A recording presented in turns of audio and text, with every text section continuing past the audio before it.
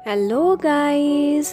इस पार्ट के स्टार्ट में ली चोंग अपना एक इवल सा आइडिया देता है। वो काफ़ी फॉक्स नेचर का आइडिया था और इन दी एंड वो उसे नाम देता है वुल्फ पैक्ट का। और ये नाम वे पहले से ही जानती थी। एक्चुअली वो फ्यूचर से होकर आई थी और उसे पता था कि ये लॉ सर्कल्स में ये आइडिया बहुत नोटोरियस माना जाता था। एक्चुअली ये लेबर लॉज के लूप होल्स पर बना हुआ था। लीगली तो करेक्ट था, लेकिन एम्प्लॉयर्स को फायदा देता था और बेचारे वर्कर्स उनको नुकसान पहुंचता था। लेकिन पहले उसे ये नहीं पता था कि ये आइडिया ली चोंग ने प्रेजेंट किया है।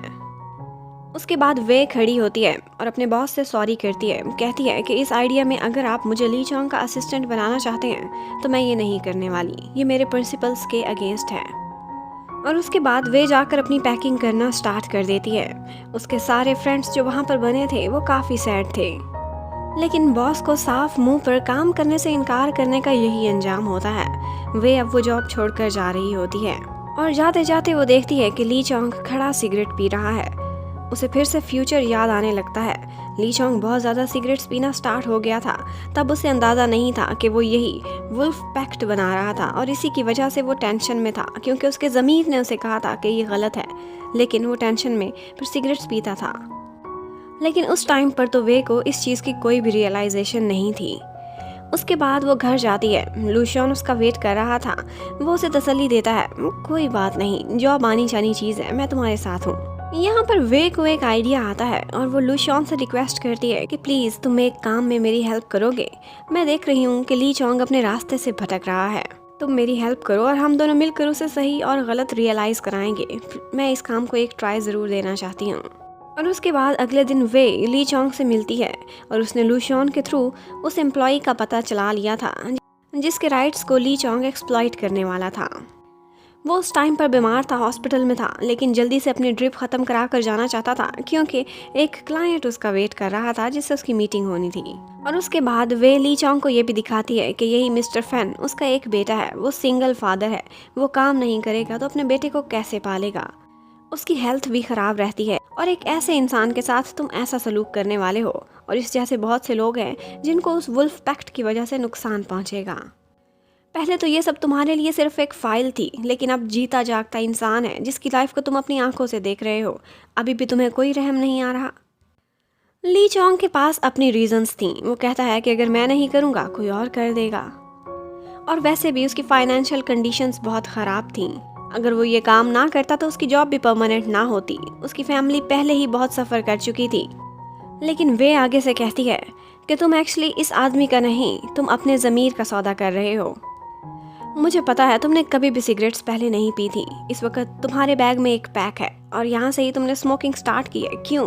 क्योंकि तुम्हें अंदर से गिल्ट फील हो रहा है। तुम खुद को काम डाउन करने की कोशिश कर रहे हो। वो उसे फ्यूचर से रिलेटेड कुछ बातें बताकर समझाने की कोशिश करती है, लेकिन ली चोंग को अभी कुछ भी समझ नहीं आ रही थी। वह कहती है कि ये तुम्हारा आइडियल नहीं है जो तुम बनने जा रहे हो। इस रास्ते पर चल पड़े तो कभी नहीं रुक पाओगे, आगे जाकर इसी में ही धंसते चले जाओगे। ये एक दलदल है पैसे की और शोहरत की। थोड़ी देर बाद जब ली चोंग उसी मिस्टर फैन के बेटे को देखता है तो उसे अपना बचपन याद आ जाता है। उसको बिल्कुल ऐसे ही किड्स मील के टॉयज पसंद थे। उसके डैड उसे एक दफ़ा KFC लेकर गए थे और वही उसकी लाइफ का बेस्ट डे था।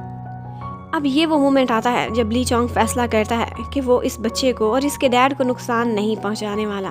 वो उस बच्चे को कहता है कि ये टॉय अपने डैड को देना और कहना कि एक वुल्फ पैक्ट आएगा, उस पर साइन बिल्कुल भी नहीं करें। और उसके बाद ली चोंग वे को कहता है कि थैंक्स मुझे वो बनने से रोकने के लिए जिससे मैं शदीद नफरत करता हूँ। और उसके बाद ली चोंग उसे सॉरी भी करता है। कहता है कि दूसरी दुनिया में जिस ली चोंग ने तुम्हारे साथ बुरा सलूक किया उसके लिए मैं अपोलोजाइज करता हूँ। और उसके साथ साथ ली चोंग ये भी कहता है इशारों इशारों में कि लाइफ में काश कोई ऐसा मौका आए कि मैं दोबारा से प्रिंसेस का दिल जीत सकूं। लेकिन वे कहती है कि मैं कोई प्रिंसेस नहीं हूँ। और उसके बाद ली चोंग कहता है कि मैं मान चुका हूँ हम रिलेशनशिप में नहीं आ सकते, एटलीस्ट फ्रेंड्स तो बन सकते हैं ना। लेकिन फिर भी वे उसके ज़्यादा क्लोज नहीं आना चाहती थी। उधर लूशी को दिखाते हैं कि आजकल उसके हालात बिल्कुल भी ठीक नहीं जा रहे थे। वो एक बार में पार्ट टाइम सिंगिंग किया करती थी, लेकिन उसका बॉस कहता था कि तुम्हारी टाइप की सिंगिंग नहीं चाहिए, आगे क्रिसमस आ रहा है, कपल्स यहाँ आएंगे, तुम्हें रोमांटिक गाने गाने पड़ेंगे और मेरी पसंद का आउटफिट भी पहनना होगा। और उसके बाद हमें दिखाते हैं कि वे और ली चोंग अपने कोलीग्स के साथ एक फेयरवेल पर बैठे हुए होते हैं और वो मिस्टर फैन वो उस वुल्फ पैक्ट से बच गया था, उसने उस पर साइन नहीं किया था, उसकी कंपनी को उसके सारे लीगल पैसे देने पड़े थे। वहाँ पर बाकी मौजूद सारे कोलीग्स ली चोंग को उसकी शर्ट पर साइन करके या कोई मैसेज करके उसे फेयरवेल करते हैं। लेकिन ली चोंग के लिए सबसे स्पेशल होता है वे का मैसेज। वो उसे भी कुछ लिखने को कहता है और वे उसकी शर्ट पर अपनी तरफ से कुछ बेस्ट विशेस लिखती है और उसके नीचे अपना नाम भी। उसके बाद सारे लोग काफ़ी ज़्यादा ड्रंक हो जाते हैं। वे ड्रिंक करके सो गई थी और उसके बाद एकदम से उसे एक सपना आता है कि जैसे वो अपनी पिछली लाइफ में दोबारा पहुंच गई हो और स्ट्रेचर पर उसे मैन होल से निकाला जा रहा था जिसमें वो गिर गई थी। और ऊपर से आया उसका बॉस लुशियन उसे जख्मी देखकर एकदम परेशान हो जाता है।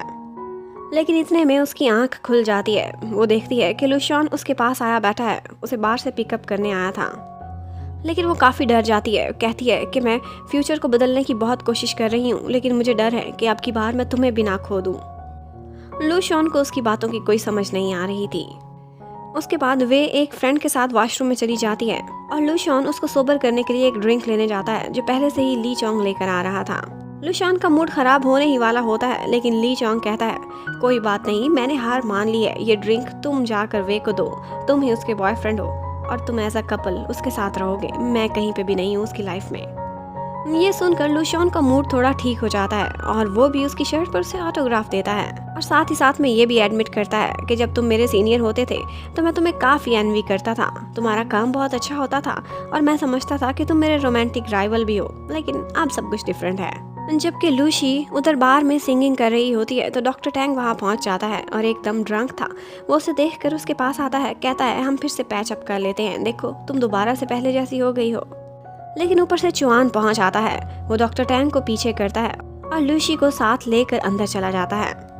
वो काफ़ी दिनों बाद लूशी से मिल रहा था, उसे काफ़ी मिस करता था। लेकिन वो दोनों बैठे बातें कर रहे होते हैं तो ऊपर से लूशी का बॉस आता है और उसे डांटने लगता है कि बाहर जाओ और गाने गाओ। लेकिन जॉन लूशी की हेल्प करता है और उसे रियलाइज़ कराता है कि ये तो तुम्हारा ड्रीम कभी भी नहीं था, बी योरसेल्फ। और फिर लूशी एक्शन में आ जाती है, अपनी रियल सेल्फ में वापस आती है और जाकर स्टेज पर कहती है कि मैं अपने एक्स बॉस और एक्स लवर को आज एक गाना डेडिकेट करती हूँ और बिल्कुल अपने जैज़ और पॉप वाले स्टाइल में गाना गाने लगती है। और उसके बाद वहाँ पर काफ़ी धुएं मचाने के बाद चुआन और लूशी वहाँ से चले जाते हैं। लूशी आज काफ़ी सैड थी, उसकी लाइफ सारी अपसाइड डाउन हो चुकी थी। चुआन आज उसे अपने दिल की बात कह देता है कि इतने दिन मैं तुमसे दूर रहा और तुम्हें पता है मुझे रियलाइज़ हुआ कि मैंने तुम्हें सबसे ज़्यादा मिस किया। लेकिन लूशी ये सारा कुछ सुनने से पहले ही बेहोश होकर सो गई थी। जबकि लूशियन वो अपनी ड्रंक गर्लफ्रेंड को घर लेकर आता है, उसे किसी तरह से सोबर करता है क्योंकि आज उसने क्रिसमस के लिए उसके बहुत सारे गिफ्ट्स रेडी किए हुए थे।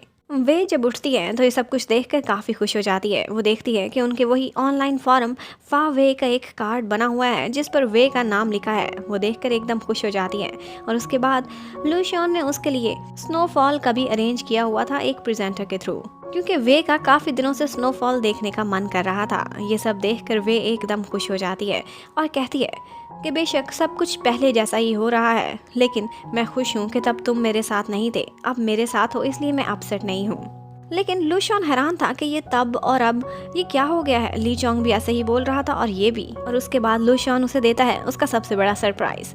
उसने वैसे ही गोल्डन पिग्स लिए हुए थे कपल की शक्ल के, जैसे वे ने अपने मॉम डैड को गिफ्ट किए थे सिल्वर में। ये देखकर वे एकदम खुश हो जाती है और यहीं पर ही ये पार्ट खत्म होता है। Thank you for watching, stay connected, bye bye.